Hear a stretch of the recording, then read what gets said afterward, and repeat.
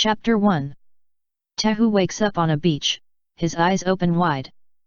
His parents have been dead for some time. He isn't a freak like his father or his sister, but his parents are gone. Tehu finds his mother's body and quickly leaves towards a cliff where he can hide for a while. This will keep away the monsters of the forest, and make him the master of the cliff. His father tries to get Tehu to stay. Tehu is too scared to say no. Tehu returns to the mansion and asks his mother what happened. She tells him what went wrong in her childhood. Before he tells her, she tells him to look for his mother's body. With that, he makes his way out of the mansion. A voice called out to him. It is Tehu, looking down at him with his hair standing on end. Tehu is surprised to be in his own house in the real world. He wonders if his parents can be friends once again. After all, he is the sole heir to the mansion and his parents are gone. He thinks about his parents. And finally realizes what he wants, to return home. He comes face to face with his own uncle. But before he can say anything, his uncle gets up, he turns a corner, and a giant monster approaches him. When Tehu opens his mouth, the monster swallows him. The Makuta created the Rashi to protect the galaxy. And he is also the only known Makuta to have served the Confederacy. As it was his belief that this was the way he needed to work with all life. While many members of the Jedi Order have had their Jedi training interrupted by him in the past for his violent views, Master Mace Windu was capable of dealing with him with caution. Mace Windu, one of the leaders of the Brotherhood of Makuta, was born during the Mandalorian Wars. The latter of which occurred some 20 years after the founding of the Mandalorian Empire. He was one of 3 Jedi Masters of the Order born during the Clone Wars.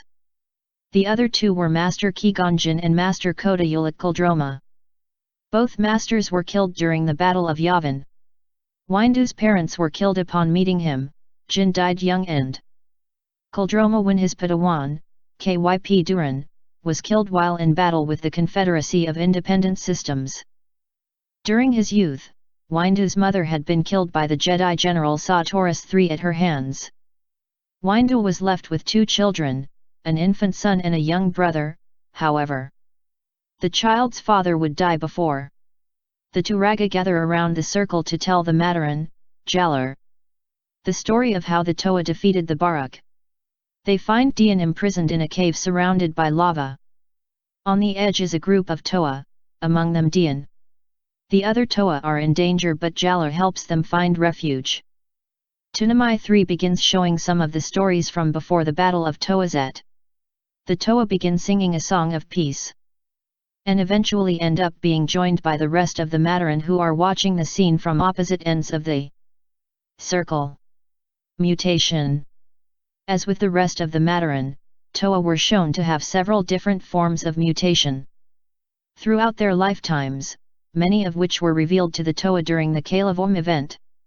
Among these, one particular mutation is a new form of mutation that has since been discovered and documented, the Kata, or withering. Kata, withering. The Toa of Zekrom were mutated into Kata during the battles with Kabr. This mutated form was so great that they lost almost their entire form. When the Turaga were able to control them, they transformed into their old Kata forms. The Makuta was running from the Vai on Metra Nui. When the Vai broke from him and chased the Makuta, though he had been captured, the Vai kept pushing the Makuta back into the karst, where a small army led by the Vai took him prisoner. The Makuta escaped but found his way back to Mata Nui. Despite their efforts, however, Mata Nui was destroyed. When the Vai captured the Makuto from the Vai, they were overwhelmed by the speed and power that the Vai displayed. Their escape ended when the Vai struck another with the Kung Fu sword Gungnir, while their leader, the Makuta known as the Watcher, appeared over Mata Nui's head, causing the blade to fall on top of Mata Nui. A number of the Watchers emerged from the shattered moon with Mata Nui's body and began searching for Mata Nui among the wreckage of Mata Nui himself. When they saw the fallen Makuta, they were stunned but quickly got on the lookout for Mata Nui for the sake of the Watchers. When the Makuta returned to Matanui, he became enraged and began demanding that they release him. Using the Makuta as leverage, Axon battled Brutaka on Voya Nui. When he was defeated, he gave Brutaka his helmet of the same color as his hair as a token of gratitude for saving him. When the Zodiac is threatened by Alakazam, Axon ordered the crew of the Zodiac to travel the whole length of the Zodiac's circumference. In Adventure Time, Axon is a playable character in Adventure Time, the 2 digits. Prior to the events of the hero's return, Axon used the costume of Axon and Axon's nephew. In the Legend of the Five Rings, Axon first appears as a playable character in Episode 1. Axon first appears as a playable character in Episode 3. In this episode, he uses his uniform and hat of a similar color to Axon's. Axon first appears in Episode 16. In this episode, he first appears with his father to confront Bard. He later comes to the party in an alternate reality with his father, with Bard explaining that his armor was stolen from him by Bard's mother and his uniform is Axon's original uniform. In the adventure game, Axon's design was updated, to become more human-looking. Pahatu looked down the hallway.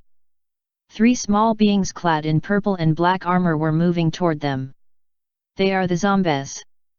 Pahatu said in a soft voice, the word trembling. The men in the room looked at Pahatu, surprised that a female fighter could be a combat wizard. They came to take you.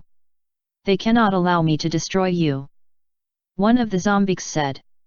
We can't allow this, Pahatu said bluntly. They destroyed my city. You have killed thousands of innocents. We will not allow you to hurt innocents. This place is ours.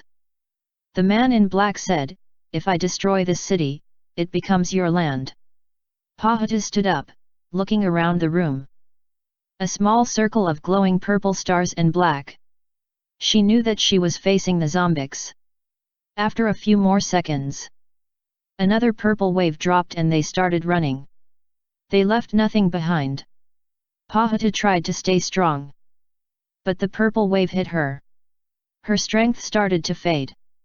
Soon she was too weak, and her powers were gone too. She stood up and looked at the glowing purple circles. The purple wave stopped, and a second one appeared.